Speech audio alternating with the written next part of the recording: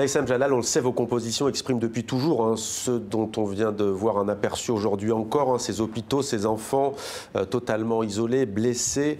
Vous racontez souvent dans vos morceaux votre désarroi, la colère aussi face à la folie du monde. Cette fois, dans Quest of the Invisible, qu'est-ce que vous avez cherché à faire d'un point de vue artistique et d'un point de vue aussi peut-être de message musical ? Dans Quest of the Invisible, j'ai essayé de vraiment me concentrer sur l'idée de silence, sur la notion de silence et de trance dans la musique. J'ai essayé d'aller au fond de moi, chercher cet invisible qui me lie aux autres, parce que cet invisible, il est en moi, il est en vous, il est en chacun de nous, et il nous lie les uns aux autres, et c'est la reconnaissance de cet invisible qui peut nous faire nous respecter, nous aimer les uns les autres.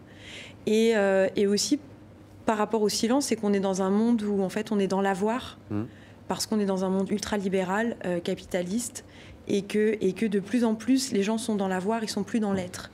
Et on se perd, et c'est pour ça aussi, je pense que certains mouvements religieux ont tellement tendance à proposer un refuge, au fond. Voilà, à proposer un refuge et à s'accaparer une certaine vision de la spiritualité. C'est parce que les gens, ils ont besoin, parce qu'on est des êtres spirituels à la base. On a un esprit, on a une âme.